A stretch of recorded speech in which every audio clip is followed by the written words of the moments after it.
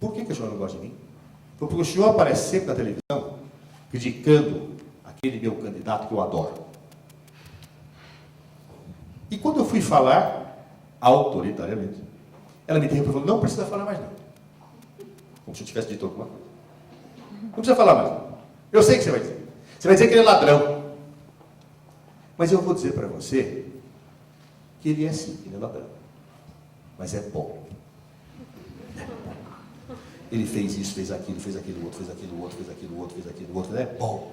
Então não venha com essa história de atacar o meu candidato. Eu fiz uma pergunta para ela, em que eu falei, minha senhora, só me permite dialogar? Ela falou, pô. Eu falei, veja só. A senhora, uma pessoa, vejo também, deve ter uma empregada doméstica na sua casa, não tem? Ela disse, tenho duas. Perfeito. Vamos imaginar que a senhora pegue agora uma nova empregada doméstica, substitui a antiga, e ela se mostra inacreditável. Cozinha como ninguém, limpa a casa como ninguém, brilha o chão, brilha o teto, brilha tudo na sua casa. Primeiro a levantar, último a dormir. Diz, não quero folga de fim de semana, patroinha, porque eu quero servi-la melhor. Férias, nem pense nisso, minha patroa, porque eu estaria aqui presente para limpar os seus sapatos, para escovar seu dente, para fazer tudo aquilo que a senhora quiser, patroazinha. Só que todo dia ela rouba R$100 da sua carteira. O que a senhora faz? Ela me disse, o que eu faço? Demito. Eu falei, mas que curioso. O seu candidato é ladrão, rouba e a senhora reelege, mas a sua empregada a senhora demite. Por quê? Ela ficou olhando para mim e falou, o senhor está querendo me enrolar? Eu falei, não. Não, quero dialogar com a senhora, Quero dialogar com a senhora. Por que a senhora faz isso?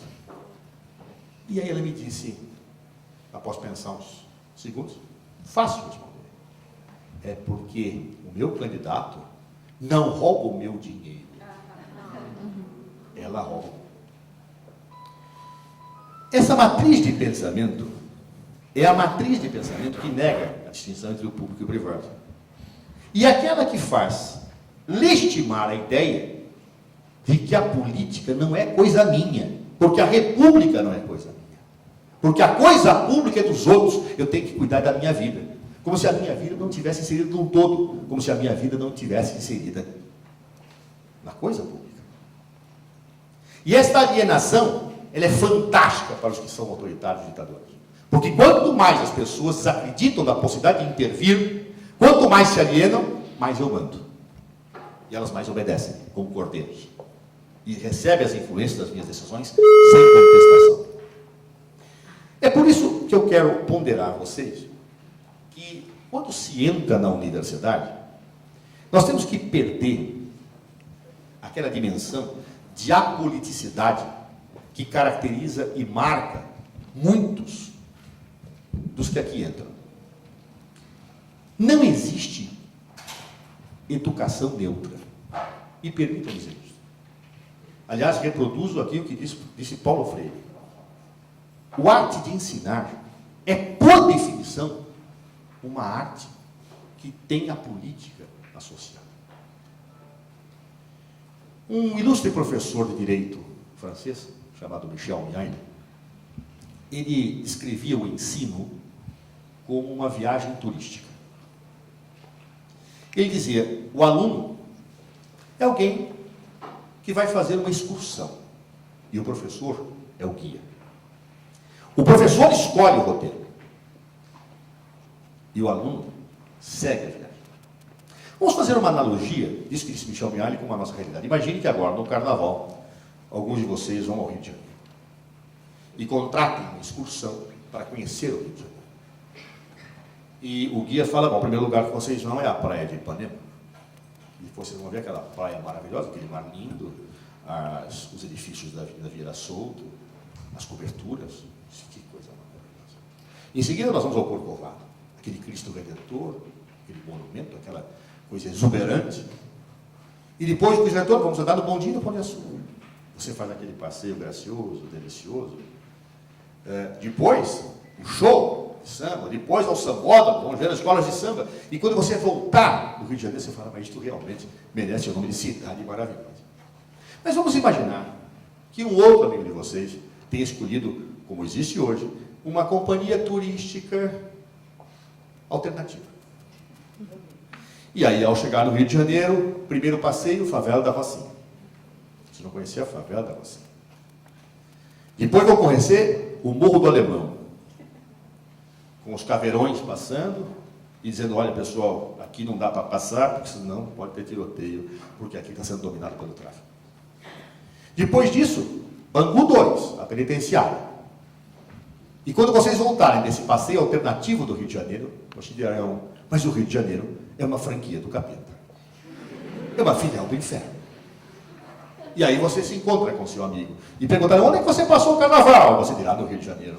E ele falou, eu também. E você o que achou? Que cidade maravilhosa. O que é aquilo? É o inferno.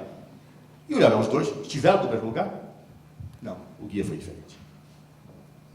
Aquele que fez e selecionou as informações para você é que foi diferente. O professor é um guia turístico. Ao entrar na universidade, vocês terão guias turísticos que, de acordo com a sua visão de mundo, os orientarão. E possivelmente vocês sairão muito impregnados com a visão daquele que os orienta, como sairão com a visão do guia turístico. Por isso que numa universidade, em primeiro lugar, a crença no apolítico, a percepção de que um professor ou que um livro não tem por trás de si uma visão de mundo, a ideia de que o político e o conhecimento científico não se adequam, é uma visão equivocada. Porque há sempre uma opção ideológico-política por trás daquele que ensina. E na universidade, nós precisamos ouvir todos, para que nós possamos depois escolher o nosso roteiro turístico. Na universidade, nós temos que ouvir aqueles que são contra a que se mande tropa para o Haiti e ouvir os que são a favor, para que nós possamos formar nossa convicção. O grande erro é o não ouvir. O grande erro é o dizer, eu vou seguir um caminho só a partir de uma escolha que não é a tua. É nessa perspectiva que o professor Paulo Freire dizia que o verdadeiro ensino tem que negar aquilo que ele chamava de ensino bancário. O ensino bancário, dizia o professor Paulo Freire, é aquele em que o professor vem, deposita no aluno o conhecimento e ao final do bimestre saca pela prova. Às vezes vem sem fundo. Mas o que ele dizia com isso? O educando, ele é um sujeito, ele não é um objeto. Porque a partir do momento em que nós domesticamos o aluno, em que ele só ouve, em que ele recebe verdades, em que ele apenas é convidado a conhecer o roteiro que ele, professor, escolheu, ele é objeto. Ele é um receptor de informações. É como se fosse um microcomputador. O microcomputador não elabora, não produz os seus roteiros. Ele é pautado, ele é programado. E o ensino autoritário, ele pressupõe isso. Ele pressupõe que você dissocie a opção política do conhecimento. Portanto, aquele que vai te ensinar é neutro. A política é coisa feia. Ouça o que eu estou te dizendo. E você é objeto. Aprenda, reproduza e irá bem na prova quando reproduzir. Isso faz as pessoas objeto. Isso faz pessoas controláveis. Isto faz pessoas que não sabem intervir na realidade e construir o seu próprio caminho e sua própria história. Foi nessa perspectiva que essa universidade me modificou. Eu comecei perdendo o medo. Comecei a perceber que política era algo que impregnava o conhecimento. E resolvi ser professor. E resolvi ser político. Porque, no fundo, eu considero que é quase a mesma coisa. Ser professor e ser político implica numa dimensão do professor de transformação, na relação do educando. E o ser político envolve uma relação pedagógica com a sociedade com que você interfere. Portanto, o que eu quero dizer, nesse momento que vocês chegam na universidade, em que vocês não têm o medo da ditadura que eu tinha, porque hoje não tem uma ditadura. Hoje as pessoas podem fazer manifestações onde quiserem e não serão presas. Mas que vocês têm a aversão à política. Eu questiono isso, para que vocês, nos próximos anos que passarem a conviver nessa universidade, percebam. Não há conhecimento neutro. A política, para quem expulsa as a expulsa pela porta da frente da sua casa, ela entra pela porta do fundo. E de fato, se Nero não tivesse incendiado Roma, vocês não estariam aqui na Universidade Católica. Porque tudo na história se faz com causas e efeitos. Eu não teria ido para a vida política se Erasmo Dias não tivesse rompido com o meu medo. Seguramente. Vocês serão, daqui para frente, aquilo que forem construído nessa universidade.